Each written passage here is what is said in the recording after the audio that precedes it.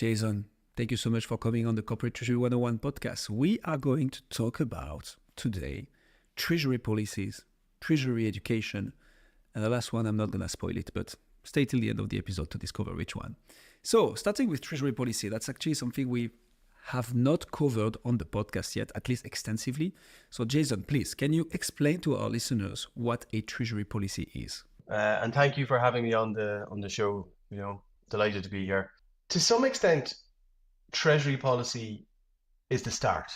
And what I mean by that is, whether you're playing soccer or whether you're a corporate treasurer, normally there are lines on a field and there's a rule book. The policy statement is your lines on your field. It's your goalposts, it's your rule book. In some cases, what you find is that in an organization, and particularly some of the smaller organizations, the policy and how treasury works is kind of part of the finance function. It's kind of almost buried in all of the other bits that you do. And sometimes it's not even very explicit. In the larger organizations, you have a very clear treasury management policy. As an advisor, it's probably the first thing I look for when I speak to a new client. In terms of that policy is going to give you as a treasurer or as somebody working in that department a very clear picture as to how the organization wants to manage treasury.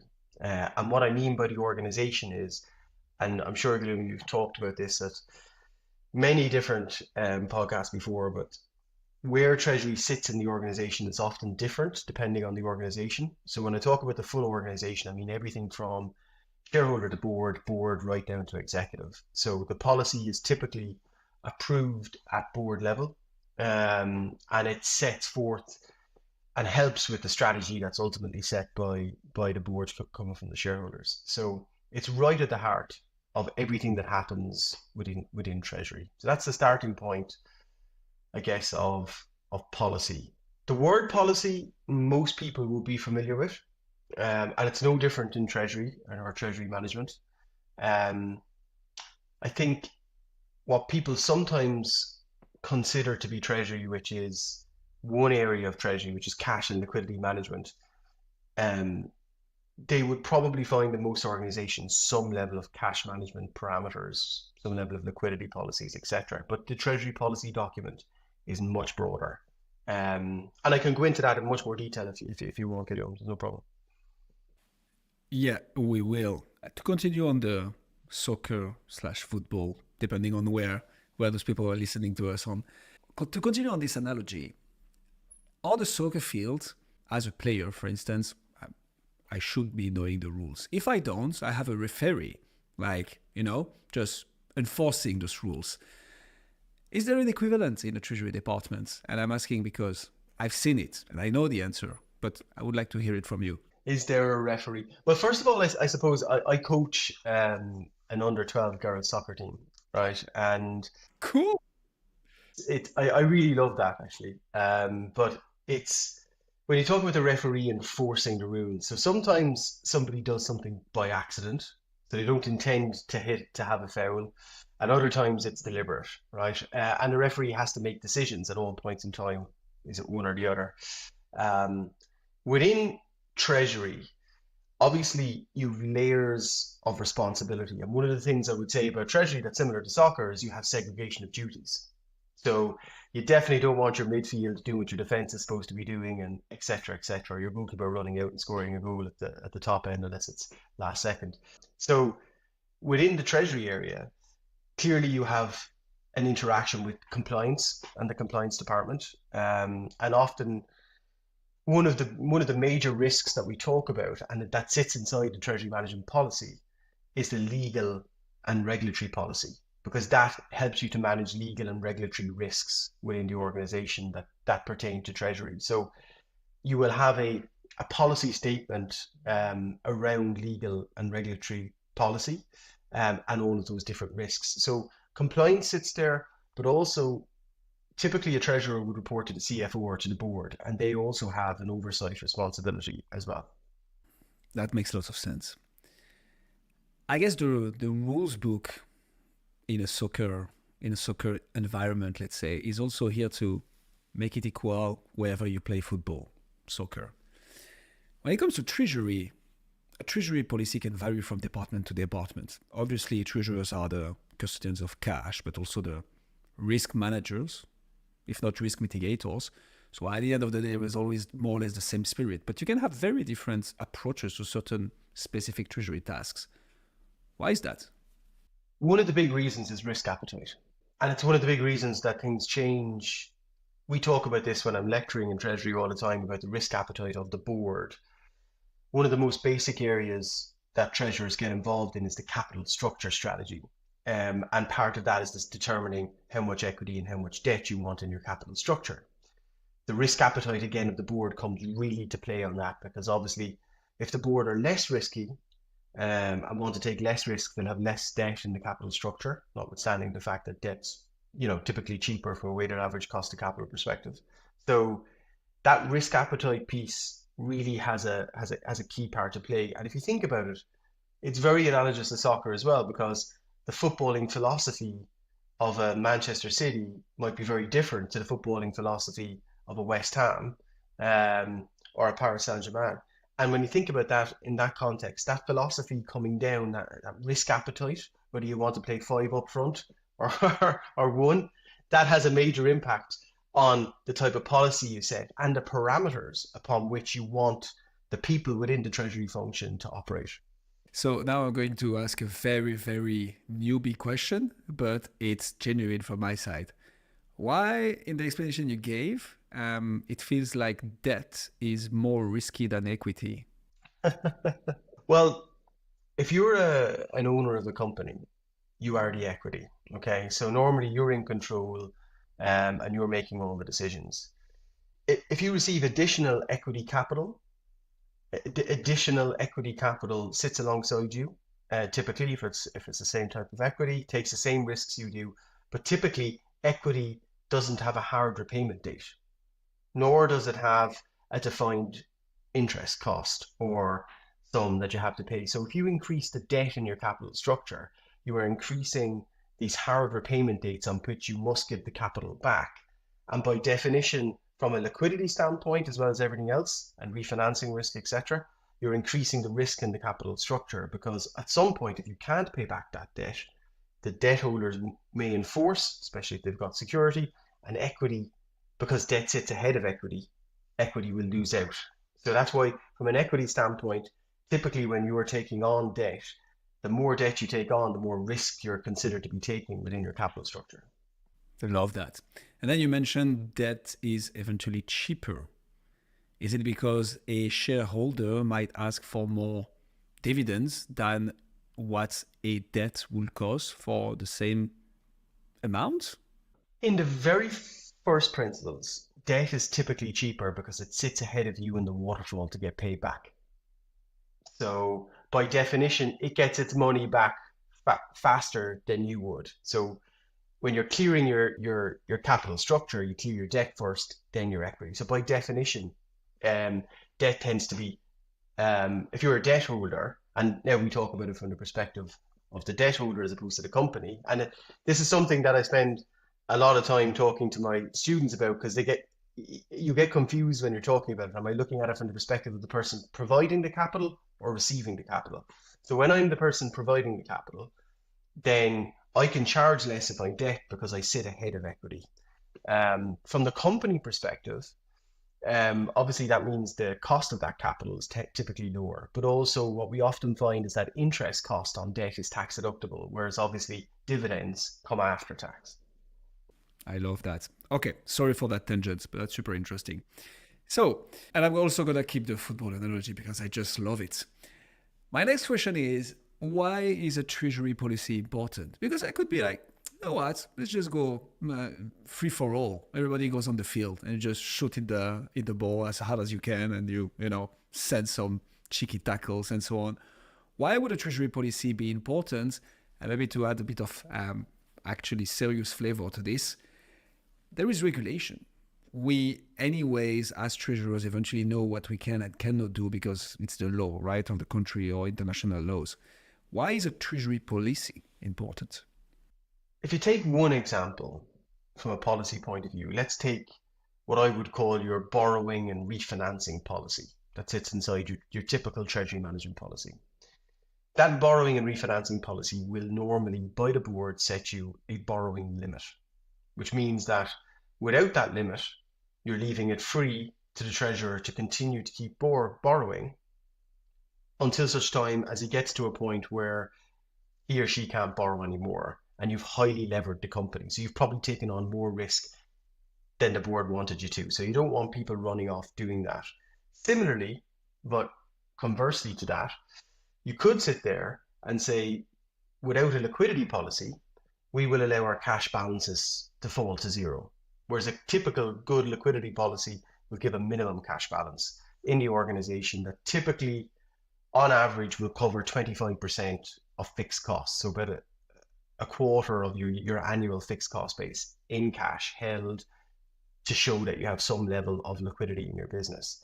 You could also talk about interest rates, and you could say, if I don't have a treasury policy that tells me whether I should fix my interest rate risk, fix my interest rates to manage my interest rate risk, or what percentage I should fix, then you could leave all of your interest rate risk completely unhedged and therefore cause major problems from a P&L or a cash flow perspective.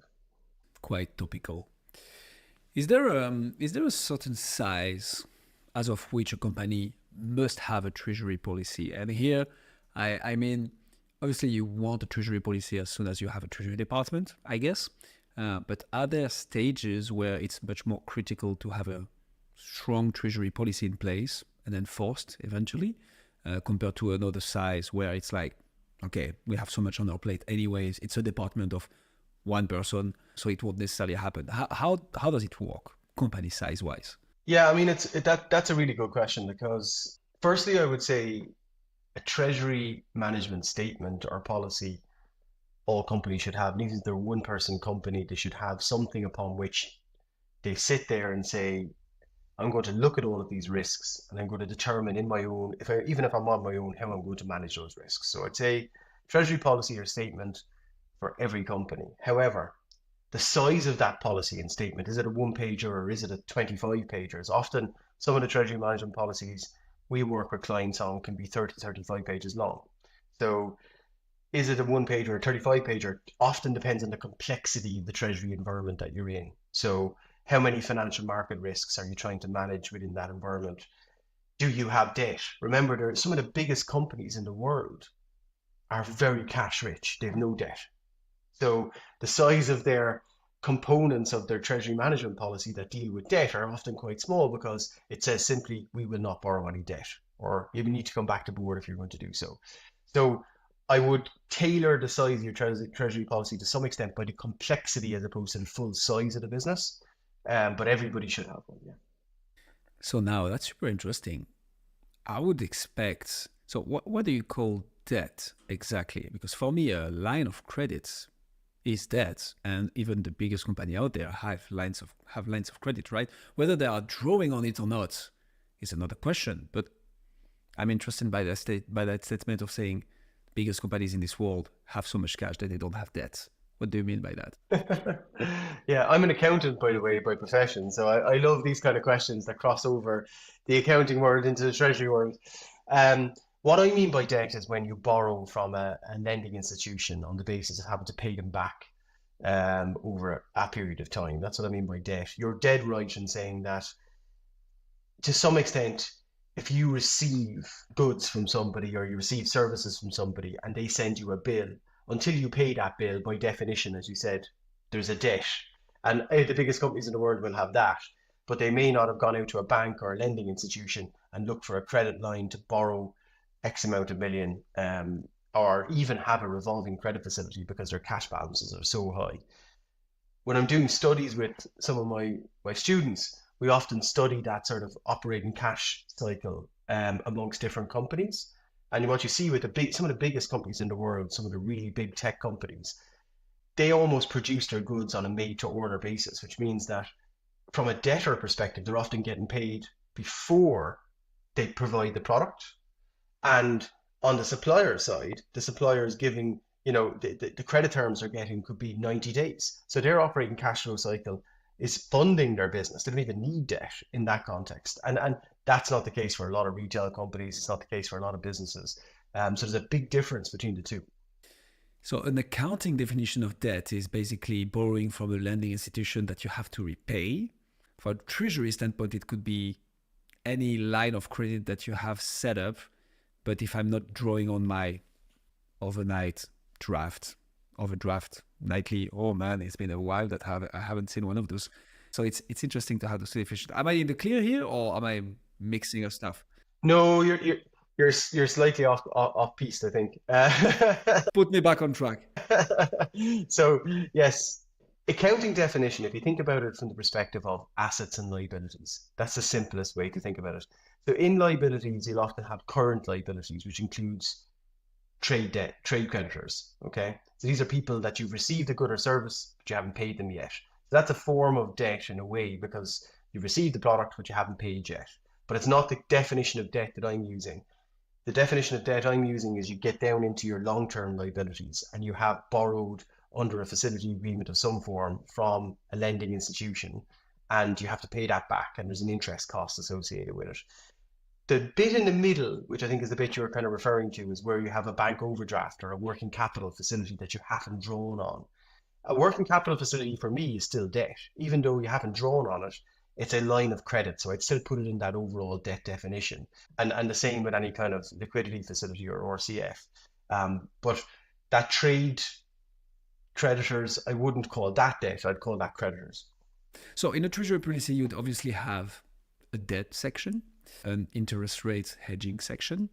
What else do you have in there? What is typically in a treasury policy? Let's unlock the mystery. Please, let's bust that one open. A little bit. Yeah. Well, you would typically have a liquidity risk policy. So this is going to be sitting in there talking to you about minimum cash balances, cash flow forecasts, 1 week, 12 or 12 week, 1 year, long term, medium term cash flow forecasts. You would also have, and I think some people, they probably talk about this, but it's more specific in a lot of treasury policies around security. So how much of the asset pool are you willing to securitize against any kind of debts that you would take on? Credit counterparty risk is a critical one. Credit counterparty risk in the context of, what terms you might give to suppliers, what ratings you're happy to enter into long-term contracts with certain companies, also the ratings of your banks. So what we find in a lot of treasury policies is that there will be a maximum percentage you can have with any one bank, and there'll be a maximum percentage you can have inside various different rating categories from AAA all the way to BBB. So what you're looking for is that kind of diversified risk sitting inside that credit counterparty policy. And then you have operational risk policy, which is all about the different risks in the business operationally.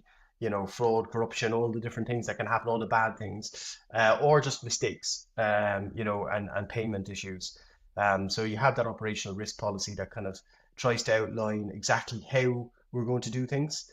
Part of that operational risk policy is also looking at some covenants that you might have on loan agreements, because if you don't meet those covenants, then you could end up in a situation where you're in default. So that's clearly an operational risk that you have to manage. So reporting and monitoring becomes part of that. So that's quite a lot. How do let's say I'm a fresh treasurer arriving into a couple of $billions of revenues a year company, and I'm asked to draft a treasury policy from scratch. We actually had somebody from an FTSE company asking us, hey, do you guys help us treasury policy draft? So there are companies that just either have grown significantly faster than any other, or like just didn't have a proper treasury policy in place, or an outdated one and want to redo it from scratch. Let's say I'm one of those treasurers. Where do you recommend me to start?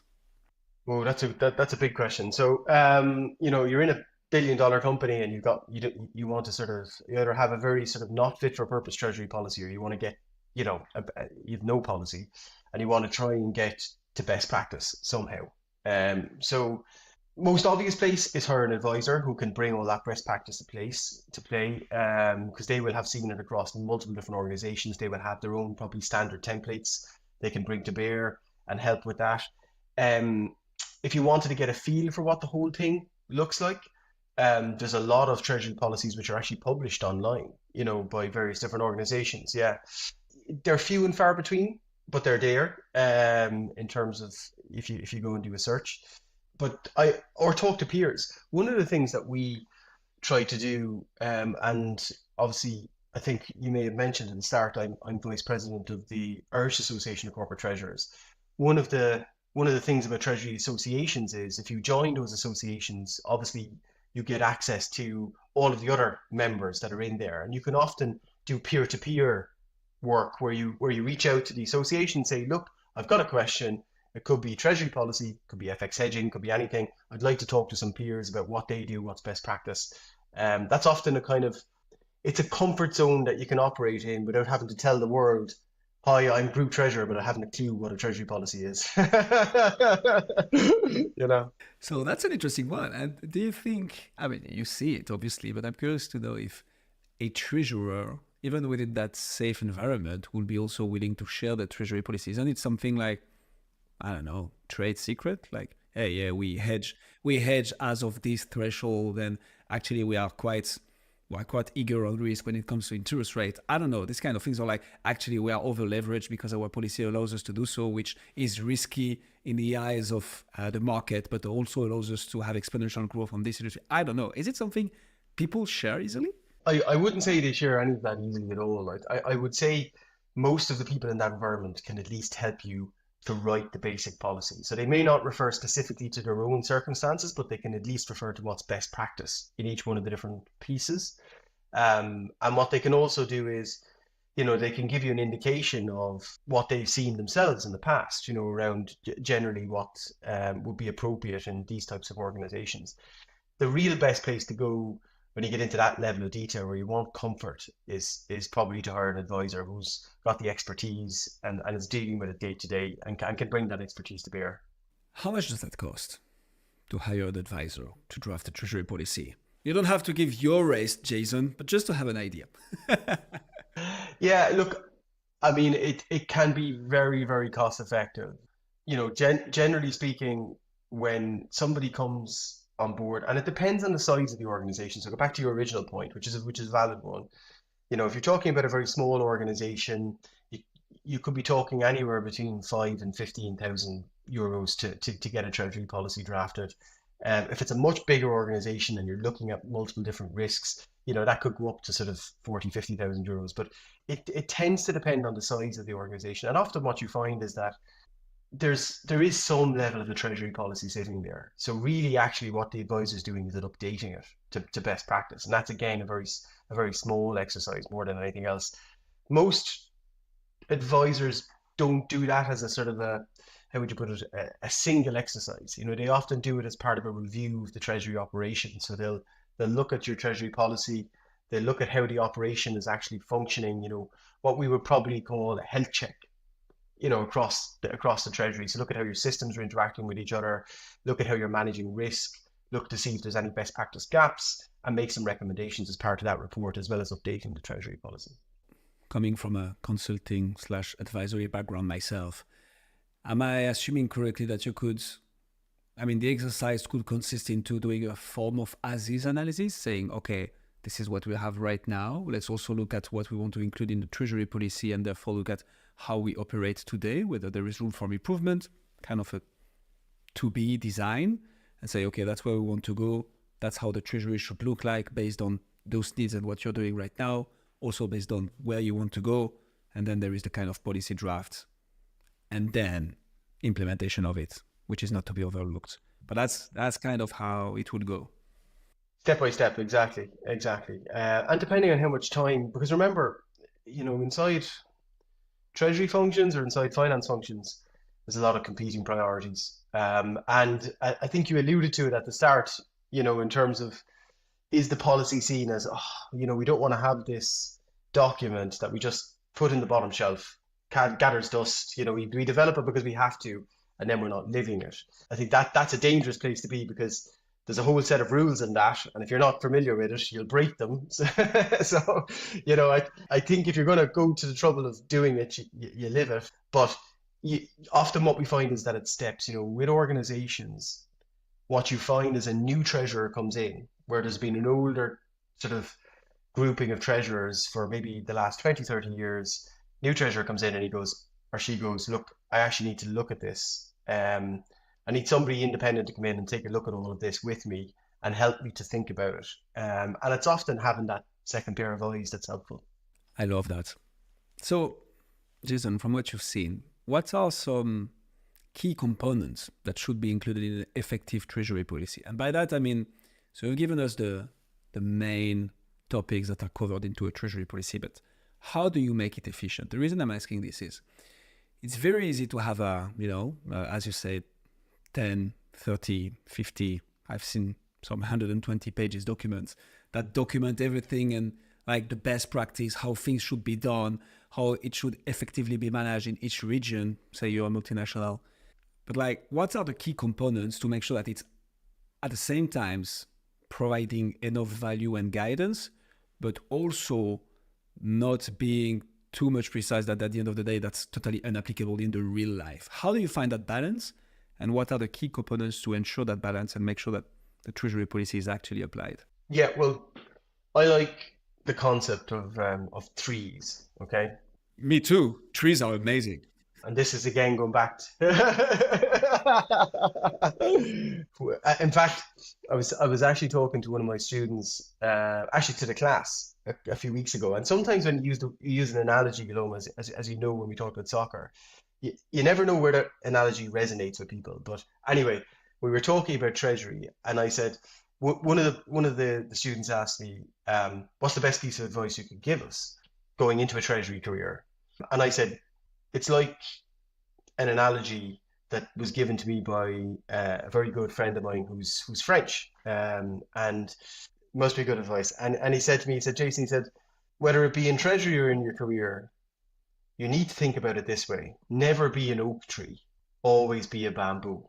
He said, because the oak tree, it's stubborn, it sits there, it's not nimble, it can't move, whereas a bamboo just blows with the wind. And that's what you need to be. You need to move and be nimble with the wind. And I always thought that was a really good way of thinking about sort of how to adapt in careers and life and stuff. But anyway, how I got onto that was the three. So the 1, 2, 3. So I like threes, right? And when I'm talking to the students about the whole area of treasury, I break it down into 3 buckets, okay? And I think treasury policy, very simply, can be broken down probably into 3 buckets. So 1 is cash and liquidity management. 2 is financial risk management. And 3 is capital structure financing, okay? So in cash and liquidity management, you're going to deal with everything from size of cash balances to cash flow forecasting to liquidity facilities to trying to manage your anything that sits in terms of cash management systems, netting, pooling, all of that good stuff. That's all going to sit in cash and liquidity management. Financial and operational risk management, that's going to be managing all of the key financial market risks. So interest rate, FX, inflation, commodity, and 2 new ones for you, Gilone, that are becoming very popular with our clients. AI. Yeah.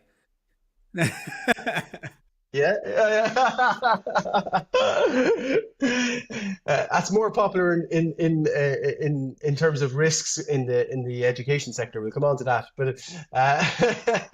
but 2 new ones that we're constantly coming across now: power price risk management, power price risk management. In every market that companies operate in, they use energy.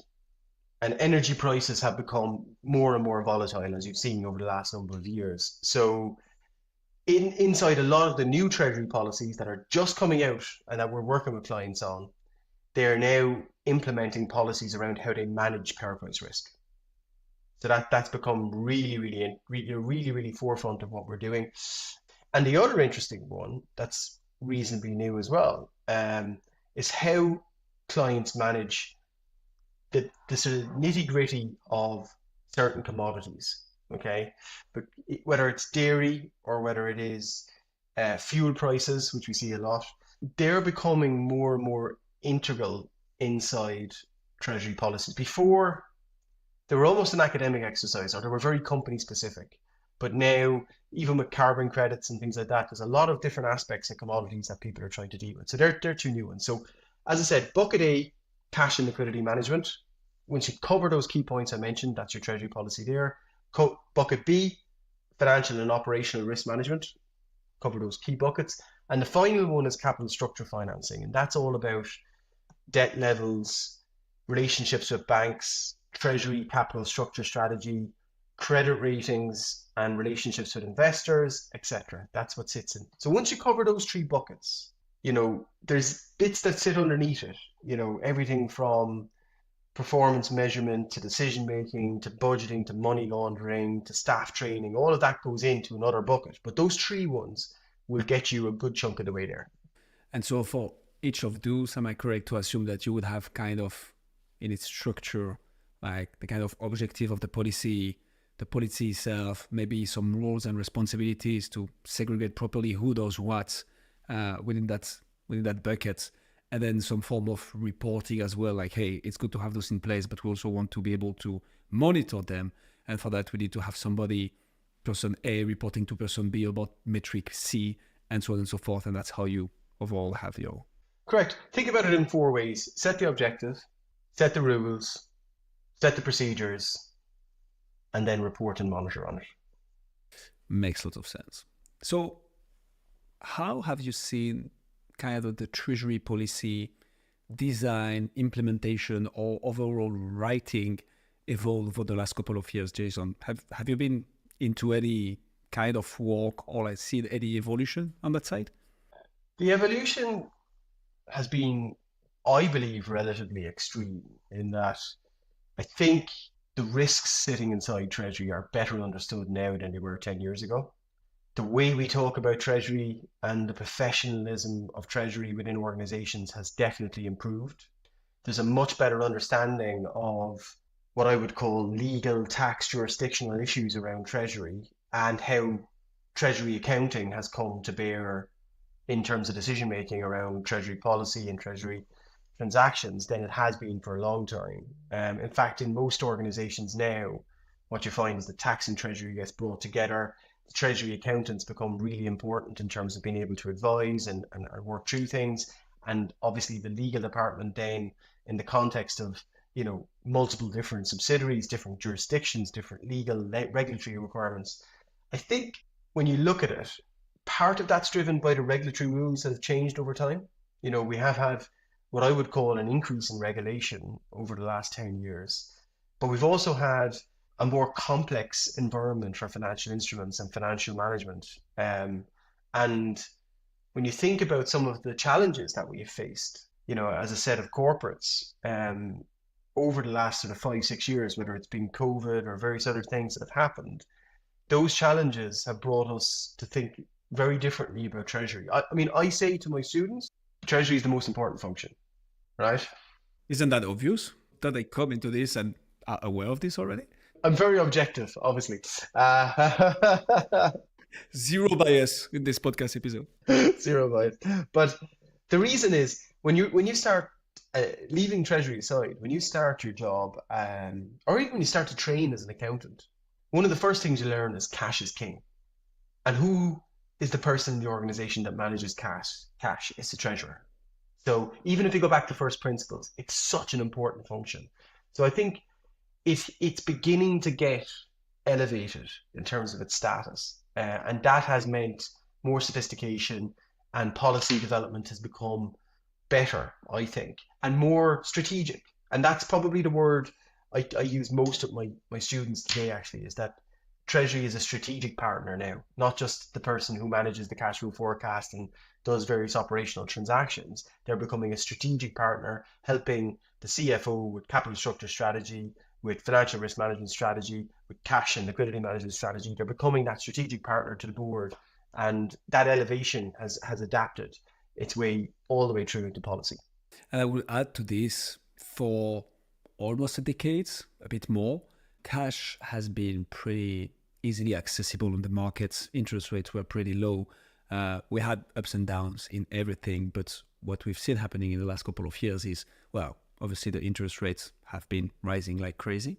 Now they're about to decrease a bit. But so with all this comes interest rate risk management, right? Because when you have a 0.5% or 1% interest rate, it's not the same story as 5 or 6, but also the impact it has on, as you said, financial risk management in the sense of foreign exchange risk management being linked to this.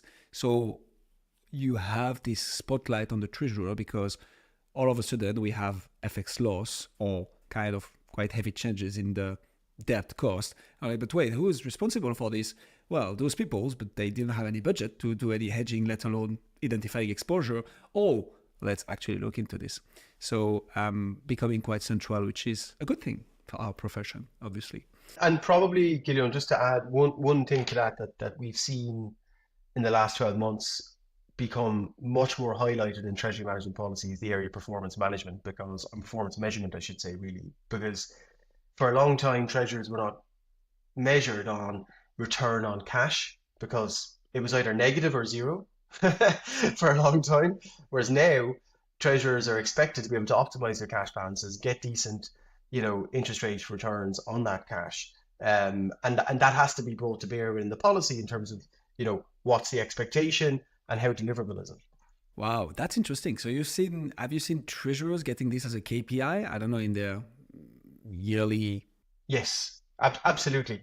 And in fact, even within policy, there would be an expectation of a minimum return based on where rates are, etc. Yeah. That's pretty cool. Definitely a topic for a future episode. Who knows? Jason, changing gear a bit, and you've mentioned it a couple of times. You have students. Let's talk a bit about treasury education. And I like it because it links a bit with treasury policy in the sense of training people so they can properly apply treasury principles and execute on treasury. In your view, where does the treasury education stand today? It's a really good question because it's something I think about a lot, right? As a lecturer in the area, I challenge myself at the start of every academic year to provide a level of education to the students that's very practical. So that's my biggest challenge. Yes, there are academic principles, like in every single discipline, that you have to understand, for sure. And there's a reason you have to understand them. But the challenge I set myself every year is, how do I make this practical? How do I ensure when students leave this classroom and they go for a job interview or they end up in a finance department, they've learned something that they can apply in principle, right, to that organization. That is a really big challenge. And when you think about the academic side of treasury, and I'm not saying that it's necessarily that different to anywhere else, but one of the sort of very, very starting points of any lecture I give in the area of financial risk management is I look at a graph of the, say, for example, sterling euro exchange rate. And I'll look at that graph over the last 7-8 years. And I'll say to the students, I'll identify where the peaks and troughs are, so where the real volatile movement has happened. And we'll have talked probably for about half an hour on all the reasons that FX rates move, right? So the academic 6 reasons, key reasons they move. And then I'll ask them to put their hand up and identify which one caused each one of those points, okay? And they all do. And then, without fail, all of them point to one of the 6. And I turn around and I say to them, none of those 6 caused those movements. It was Brexit, COVID, etc. So it's this concept within treasury education of trying to bring the practical back into the classroom, where you realize that when you're operating as a treasurer in an organization, there's a lot of stuff happening in the markets that you can't just simply calculate. You have to understand how the markets work, how risks happen, how risks materialize, and then apply those in a practical way. So a long-winded way of saying, the status of treasury education, I feel, is probably not practical enough right now. And that is the biggest challenge that I think we all face. Yes, learn the absolute basics in terms of the academics, but let's try and get more practice into the education so that when the students leave, they actually leave with a form of training as well as an academic record. Let me play the devil's advocate here a bit, Jason. How do you do that? How do you train people to have practical skills when it comes to treasury? Because so I've done my time as an interim treasurer as part of my advisory role. And what you see is that treasurers have a very specific set of tasks, but also some things coming on top. And you have to know a system, which is the system used by the company, which encompasses a whole bunch of rules. At the end of the day, some maybe less advanced treasury departments, you end up spending part of your day just keying in some information or bank account details or payments. Speaking of experience here, like the practical is actually just knowing how to navigate your TMS or even how to be super efficient in Excel, because you end up downloading this bunch of reports that are in CSV and you need to transform them into proper workable format. You see where I'm going here? Like, how do you do that in a curriculum saying, hey, the reality of the treasury world is this. So this is what you need to be able to do. And here is how you can, because I guess the students of yours also want to grow. So then this is how you put your hands up and say, hey, I can do this, or let me take initiative on that. How do you practically do that in realistic terms? Yeah, I mean, as I said, it's a challenge I set myself every year, and it's very, very difficult. When I talk in the classroom about credit ratings, I don't talk about it in the context of here's the S&P methodology, here's the Fitch methodology, here's here's some ratings that have been done. I talk about it in the context of actual real life examples and why Fitch or S&P have made certain calls in terms of that rating criteria on those companies. So why is that? And why is that different? And then compare and contrast. So we use cases to help the students to kind of really see the real world examples of things as opposed to the pure academics. That's one way. The other way is interaction.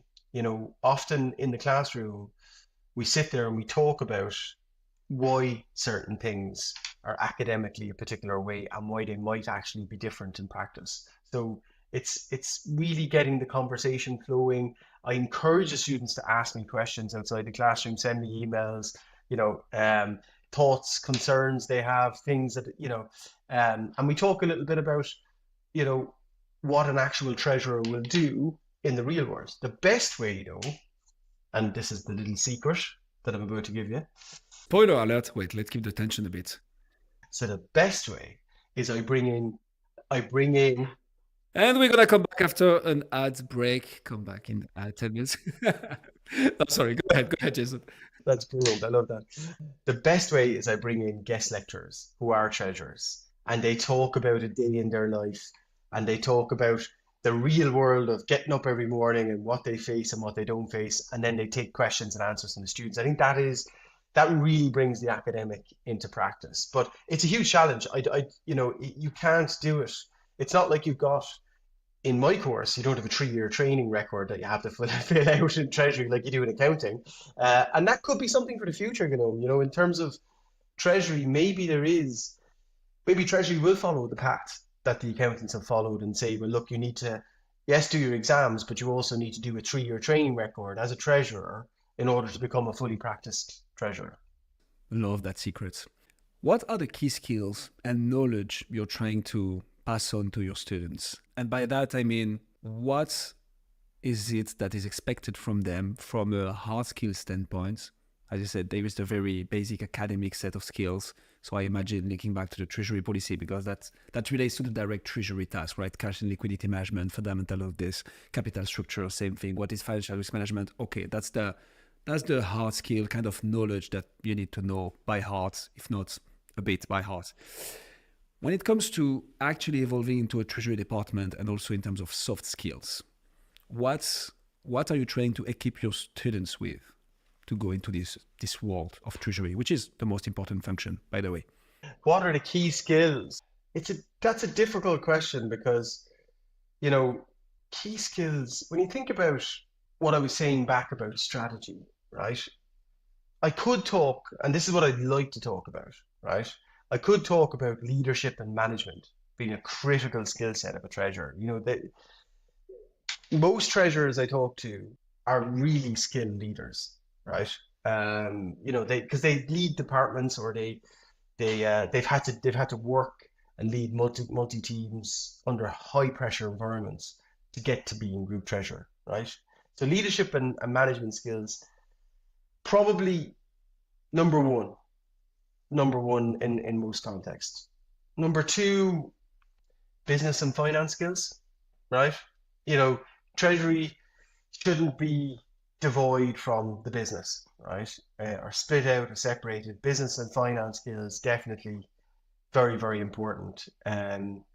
Risk management skills, absolutely. You have to be able to understand how to, and I think you get a lot of that from the classroom, the academic side of it at least. Then when you get into the practical world, dealing with banks, negotiating on hedges and stuff like that becomes important. But you can't get away from being a good communicator and a good negotiator. If you're not a good communicator and a good negotiator, it's very hard to be a good treasurer. There's no doubt about that.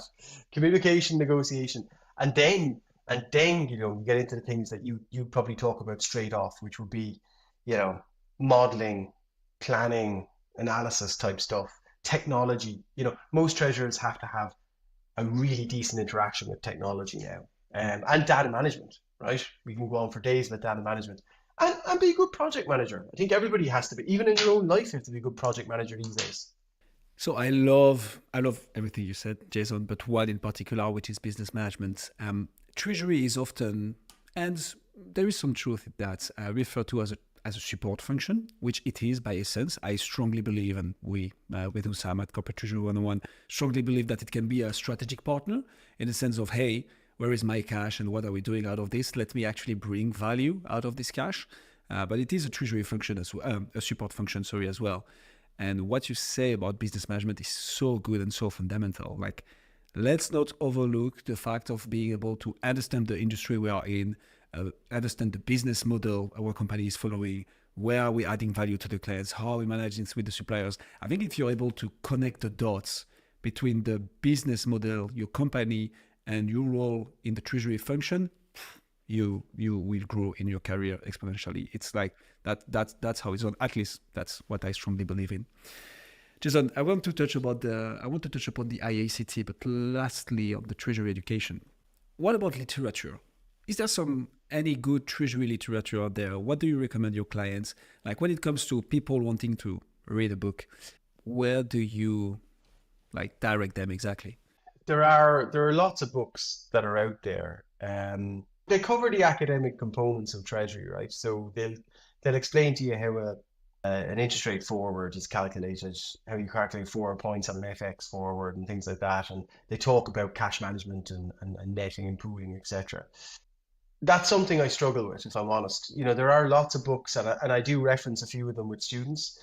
Um, but I've not seen something recently that you could just take off the shelf and go, right, here's my 3 buckets of treasury. Here's an up-to-date view on how treasuries, I mean, even the treasury policy area isn't really covered that well in literature, the thing we discussed about for a while. Um, Technology moves so fast in treasury, a book, I mean, I think the reference books for my course are probably 10 years old. They still talk about checks. There's not many checks going on in the real world anymore in terms of payments. Digital currencies, etc. It's all evolving. Um, True.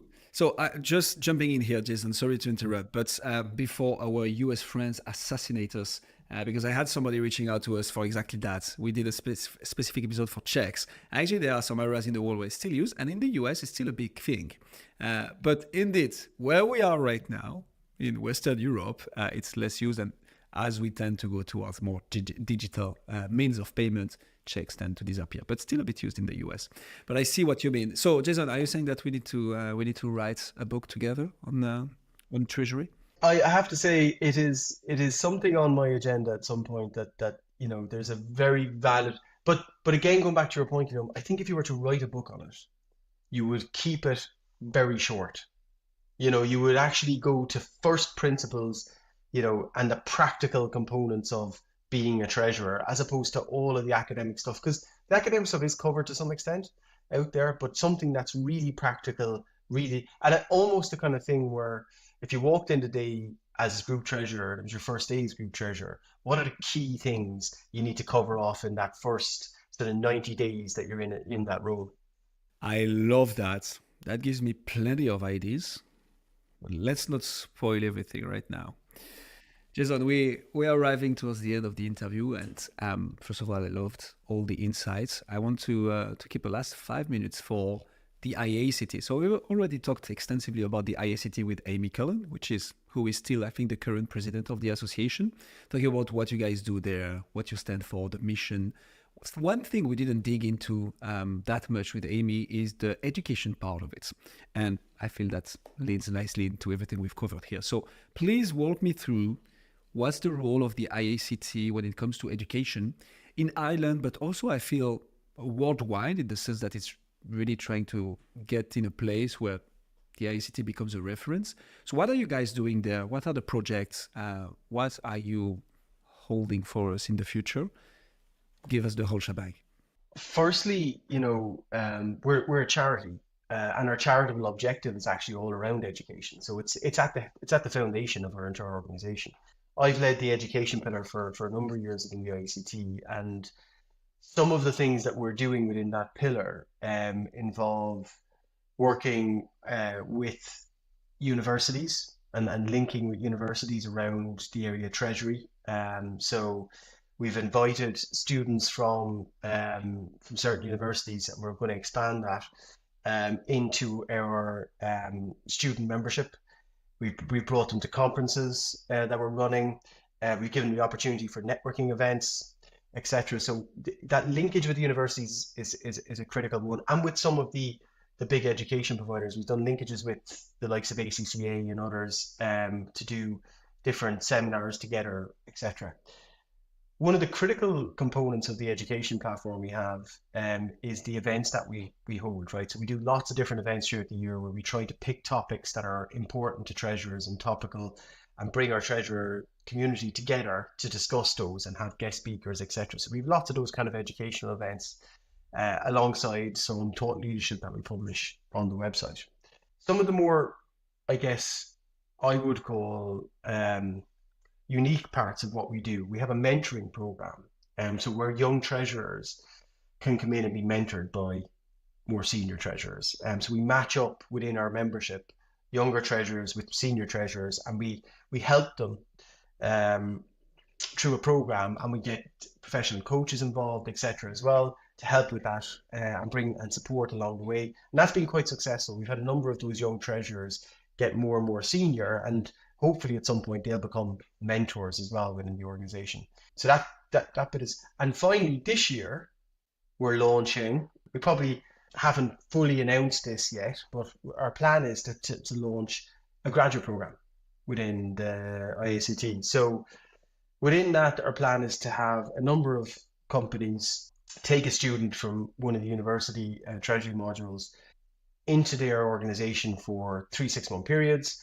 And at the end, obviously, hopefully they will have a career in treasury. So that's something we're hoping to launch this year, that graduate program. So we're trying as best we can to really link with education as well as the practical side of what's happening within our membership, and be innovative as much as we can do in the area of treasury education.